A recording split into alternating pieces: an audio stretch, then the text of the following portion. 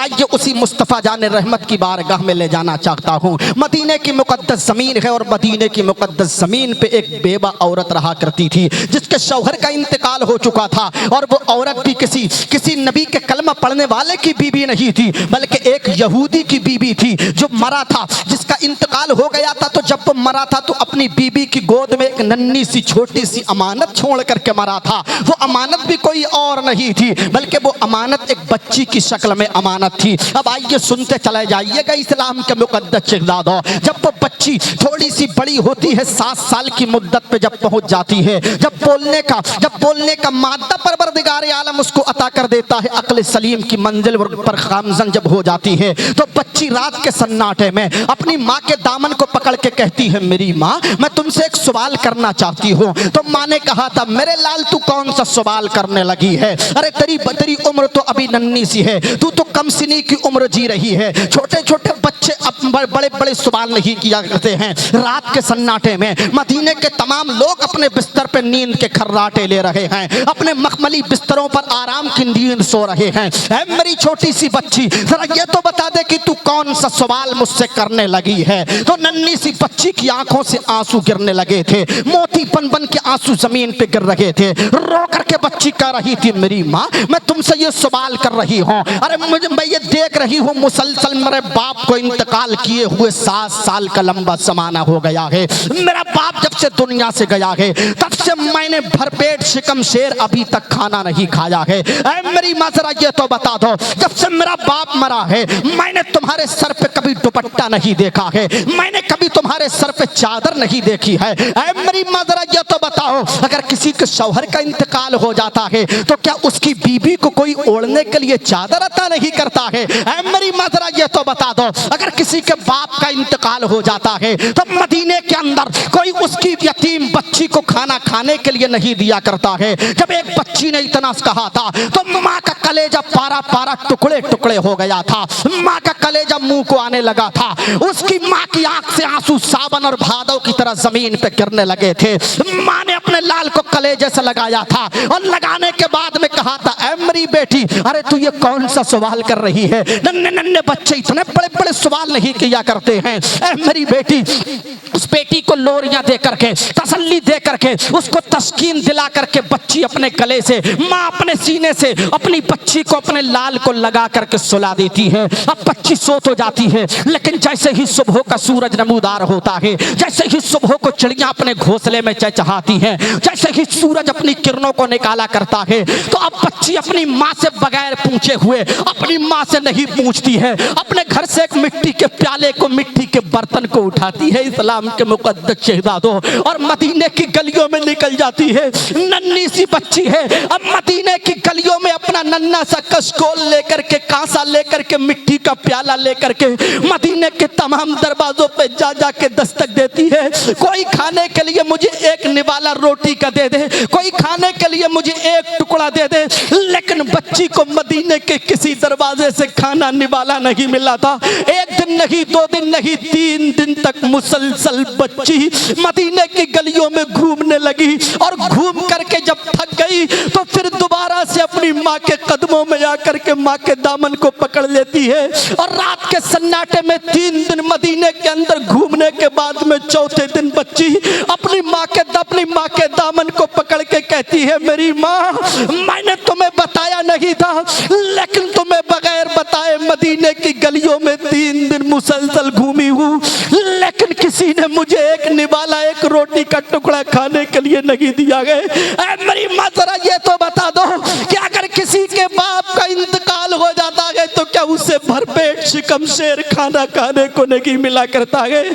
मेरी माँ, मैं इस जमीन पे जीना नहीं चाहती हूँ, मेरी माँ मैं इस जमीन पे रहना नहीं चाहती हूँ। अब तुम मुझे इजाजत दे दो, मैं मौत को अपने गलेजे से लगाकर, अपने सीने से मौत को लगाकर मौत की अबदी नींद सोना चाहती हूँ। इस्लाम की शहजादियों, इस्लाम की माओ, अगर किसी बच्ची ने अपनी माँ से रात के सन्नाटे में, और वो भी 7 साल की बच्ची ने अगर रो करके अपनी माँ से कहा होगा तो माँ के कलेजे पे कैसी बिजली सी कौंध गई होगी। माँ ने कहा था मेरे लाल तू ये क्या कह रही है? अरे तू मदीने की गलियों में 3 दिन अपनी मर्जी से घूमी है। अब मैं एक मदीने के अंदर एक दरवाजे का पता बता दूंगी, अगर तुझे उस दरवाजे से ना मिले तो तेरी मर्जी है, तू चाहना तो जीना और तेरा दिल चाहे तो मौत को अपने गले से लगा लेना। तो बच्ची कहती है मेरी माँ मैंने 3 दिन हो गए मदीने की गलियों में कोई दरवाजा छोड़ा ही कहाँ है जो तू अब दरवाजे का पता बताएगी? तो माँ कहती है मेरे लाल तू रात है सो जा, जैसे ही सूरज निकलेगा, जैसे ही सुबह नमूदार होगी, मैं तुझे एक दरवाजे का पता बताऊंगी, तू उस दरवाजे पे चली जाना। तो बच्ची से जब माँ ने इतना कहा बच्ची सो जाती है। अब जैसे ही सुबह का सूरज निकलता है बच्ची फिर वही सवाल करती है माँ दरवाजे का पता तो बताओ। तो माँ किसी और के दरवाजे का पता नहीं बताती है, बल्कि माँ मुसलमानों के पैगंबर के दरवाजे का पता बताती है। माँ कहती है मेरे लाल अरे वो दरवाजा किसी और का नहीं बल्कि मुसलमानों के पैगंबर का है। तो बच्ची कहती है मेरी माँ अरे तुम उस मोहम्मद की बात कर रही हो, अरे जिस मोहम्मद को मेरा बाप गाली देते देते दुनिया से चला गया, मेरे खानदान और कबीले के लोग जिसको गाली देते देते दुनिया से चले गए, भला वो मुझे खाने के लिए रोटी का टुकड़ा कैसे देगा? तो माँ ने कहा था मेरे लाल तेरी बात ठीक है, तेरा बाप तेरा कबीला तेरा खानदान मोहम्मद को गाली देता था, लेकिन मुस्तफा ने बदले में किसी को गाली दी हो तो बोल। अरे मेरे पैगंबर की शान तो ये थी वो उस गली में रोज आता था, जिस गली में जख्म खाता था, अरे जितने पत्थर बदन पे पड़ते थे उतनी ही शिद्दत से मुस्कुराता था। हर एक पारा मोहम्मद का, हर एक नुक्ता मोहम्मद का, अरे सभी बदले मगर बदला नहीं रास्ता मोहम्मद का। ये मेरे पैगंबर की शान है। बच्ची पहुंच जाती है मुस्तफ़ा के दरवाजे पर, जाकर के दरवाजे पे दस्तक दी, अंदर से आवाज आती है कौन है जिसने दरवाजे को खटखटाया है, कौन है जिसने दरवाजे को हिलाया है? जब इतना किसी ने कहा था, जब इतना किसी ने कहा था, बच्ची ने जब इतना सुना तो कहने लगी थी मोहम्मद तुम्हारे दरवाजे पे कोई और नहीं आया है, बल्कि तुम्हारे दरवाजे पे एक छोटी सी बच्ची खड़ी हुई है। जब मेरे पैगंबर ने दरवाजे को खोला बच्ची की आंख से आंसू मोती बन बन के जमीन पे गिर रहे थे। मेरे नबी ने अपना शफकत वाला हाथ बच्ची के सर पे रखा था और बेटी से कहा था मेरे लाल जरा ये तो बता दे तू आई क्यों है, तेरे आने की वजह क्या है, तेरे आने का सबब, तेरे आने का उसूल, तेरे आने की गर्ज गायत क्या है? तो बेटी कहती है मोहम्मद मैं आई नहीं हूं बल्कि भेजी गई हूं। जब इतना कहा था तो मोहम्मद कहते हैं बेटी बताओ किसने भेजा है? कहा मुझे मेरी माँ ने भेजा है, मैं तुमसे रोटी का टुकड़ा तलब करने के लिए आई हूं। जब इतना कहा था बेटी ने, और बेटी ये भी कहने लगी मोहम्मद मैं तुम्हारे कबीले की नहीं, तुम्हारा कलमा पढ़ने वाली नहीं हूं, बल्कि मैं दूसरे धर्म से ताल्लुक रखने वाली हूं। तो मेरे पैगंबर ने कहा था बेटी अरे इज्जत इज्जत हुआ करती है अपनी हो के पराई हो, बेटी बेटी हुआ करती है अपनी हो या बेगाने की हो। मेरे पैगंबर ने कहा था अरे बेटी तू आज मुझसे खाना लेने के लिए आई है। मेरे नबी दौड़ के अपने दस्तरखान पे जाते हैं और जाकर के उसी दस्तरखान से खाना यकजा इकट्ठा करते हैं जिस पे हसनैन करीमैन खाना तनाबुल किया करते थे। दस्तरखान से तमाम खाने को इकट्ठा करते हैं और इकट्ठा करने के बाद में बेटी के कशकोल में रख देते हैं। खाना तो पैगंबर दिया करते हैं और खाना देने के बाद में साथ में कहते हैं बेटी सुन ले, अगर कयामत तक तुझे भूख लगे तो किसी और दरवाजे पे मत जाना, मुझ मोहम्मद के दरवाजे पे आ जाना। कयामत तक भी तू मेरे दरवाजे पे आती रहेगी, तुझे खाना खाने के लिए दिया जाता रहेगा। अब मैं कहाँ है वो लोग जो अपने आप को मुल्क मिल्लत का लीडर कहते हैं? कहाँ है वो लोग जो अपने आप को मुल्क का ठेकेदार कहते हैं? कहाँ है वो लोग जो अपने आप को मुल्क का अलंबरदार कहते हैं? कहाँ है वो लोग जो अपने आप को मुल्क का लीडर बताते हैं? अरे मुझे पता है तुम्हारी ठेकेदारी की रसाई कहाँ तक है, मुझे पता है तुम्हारी अलंबरदारी की रसाई कहाँ तक है, मुझे तुम्हारी औकात के बारे में इल्म है। अरे तुम्हारी औकात तो इतनी है, अगर तुम किसी गरीब को इस दौर के अंदर रोटी का एक निवाला दिया करते हो तो कैमरे के जरिए इतनी सेल्फी लिया करते हो, कैमरे के जरिए इतने फोटो लिया करते हो, कैमरे के जरिए उसका इतना ऑटोग्राफ लिया करते हो कि फिर तुम्हारा रोटी का एक टुकड़ा ले देने के बाद में उस गरीब को समाज के सामने अपना चेहरा उठाते हुए शर्म महसूस होती है। एक रक्षा चलाने वाले को तुम्हारे दस्तरखान से एक निवाला लेने के बाद में समाज के सामने अपनी नजरें उठाते हुए शर्म महसूस होती है। ये तुम्हारे देने की बात है। और जब मेरे पैगंबर के दरवाजे पे कोई जाता है तो मेरे मुस्तफा जिसको दिया करते हैं, अरे बेटी हमारी नहीं बेटी तुम्हारी है, लड़की हमारी नहीं लड़की तुम्हारी है, बच्ची हमारी नहीं बच्ची तुम्हारी है। और दरवाजा किसी के बाप का नहीं, रसूल पाक का दरवाजा है। मेरे मुस्तफा अता करते हैं और मुस्तफा के अता करने पर जब हामिद लखनवी की नजर पड़ती है तो लखनऊ से हामिद लखनवी पुकार के कहते हैं ये दरबारे मोहम्मद है, यहाँ अपनों का क्या कहना। यहाँ से हाथ खाली, ये दरबारे मोहम्मद है, यहाँ अपनों का क्या कहना। यहाँ से हाथ खाली गैर भी जाया नहीं करते, अरे खुद नहीं खाते हैं गैरों को खिलाते हैं। कितने साबिर है मोहम्मद के घराने वाले। और जब बरेली के आला हजरत की नजर पैगंबर के देने पे पड़ती है तो मेरा रजा पुकार के कहता है कौन देता है, देने को मुंह चाहिए। देने वाला है सच्चा हमारा नबी, देने वाला है सच्चा हमारा नबी। गमजदों को रजा मुज्दा दीजे के है, बेकसों का सहारा हमारा नबी।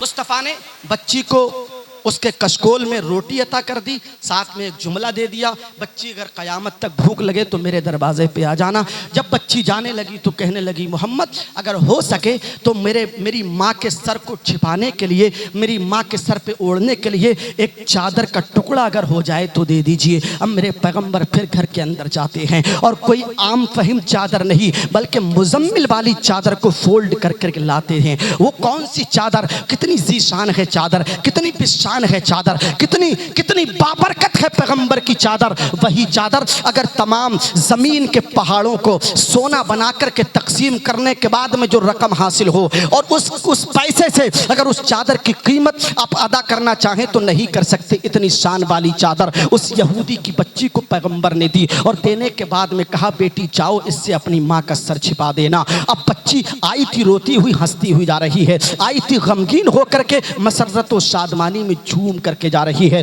अल मुख्तसर ये कि बच्ची अपने दरवाजे पे दस्तक देती है, माँ दरवाजा खोलती है। बच्ची के चेहरे पर जब नजर पड़ती है तो बच्ची के लबों पर तबस्सुम खेल रही है। माँ कहती है देख लिया बेटी, तुमने देख लिया ना वो मोहम्मद जिसको तुम्हारे खानदान और कबीले के लोग गाली दिया करते थे, उस मोहम्मद का किरदार और कैरेक्टर आदत करीमाना देख ली ना। अरे पैगंबर तो वो है जो उनके दरवाजे पे जाता है उसको जरूर मिला करता है। पैगंबर अपनों को नहीं बेगानों को भी नवाजा करते हैं। बच्ची ने कहा था मेरी माँ तुमने सच कहा था, मुझे खाना तो दिया है। पैगंबर ने यह भी कहा है बेटी अगर कयामत तक भूख लगे तो मेरे दरवाजे पे आ जाना। और माँ ये जो चादर मेरे हाथ में देख रही हो, चादर तथीर मुजम्मिल वाली चादर पैगंबर ने तुम्हारा सर छिपाने के लिए दी है, मेरी माँ इस चादर को ओढ़ लो। तो माँ ने कहा था मेरे लाल मैं इस चादर को नहीं ओढ़ सकती। जब माँ ने इनकार किया तो बच्ची कहने लगी मेरी माँ ये तुम क्या कह रही हो। अरे लोग तो इस चादर को देखने के लिए तरसते हैं,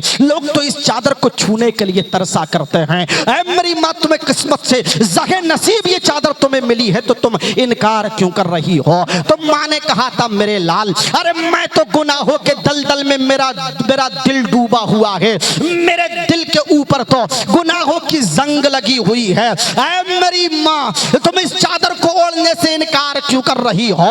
तो माँ ने कहा था मेरे लाल मैं अपने दिल के गुनाहों की पहले जंग को दूर करूंगी, उसके बाद में इस चादर को ओढ़ूंगी। तो माँ से बच्ची कहती है मेरी माँ तुम्हारे दिल के गुनाहों की जंग कैसे दूर होगी। तो माँ ने कहा था चलो मदीने के मैदान के अंदर तुम्हारे खानदानों कबीले वालों को बुलाऊंगी और उनको बुलाने के बाद में पहले कलमा पढ़ूंगी तब कहीं जाकर के चादर को ओढ़ूंगी। अब वो औरत मदीने के मैदान में निकल जाती है और निकल के कहती है मेरे खानदानों कबीले के लोगों आ जाओ, मैं पैगंबर का कलमा पढ़ने जा रही हूँ। अगर तुम ये कहोगे कि तुम मुस्तफा का कलमा इसलिए पढ़ रही हो कि तुम्हारे मोहम्मद ने तुम्हारी बेटी को खाना खाने के लिए दे दिया है और तुम्हारे सर पे ओढ़ने के लिए चादर अता कर दी है, तुम इस लालच में आकर के कलमा पढ़ रही हो, तो मैं अपने खानदानों कबीले के लोगों के गाल पे तमाचा रसीद करके ये बताना चाहती हूँ लोगों सुनो। अरे मैं पैगंबर का कलमा इसलिए पढ़ रही हूँ, अरे जो मोहम्मद इस दुनिया के अंदर मेरी यतीम बच्ची को भरपेट शिकम शेर खाना खाने के लिए दे सकता है और मुझ बेवा को ओढ़ने के लिए सर पे चादर दे सकता है, तो वो कल मैदान महशर में अपनी गुनहगार उम्मत को मेरी अपनी गुनहगार उम्मत को जहन्नम से निकाल करके जन्नत भी दिला सकता है। जब अल्लामा हसन की आला हजरत के भाई की नजर पड़ती है तो बरेली से अल्लामा हसन पुकार के कहते हैं, अरे ढूंढा ही करें सदरे कयामत के सिपाही, वो किसको मिले जो तेरे दामन में छिपा हो, दिल दर्द से बिस्मिल की तरह लौट रहा हो, सीने पे तसल्ली को तेरा हाथ धरा हो।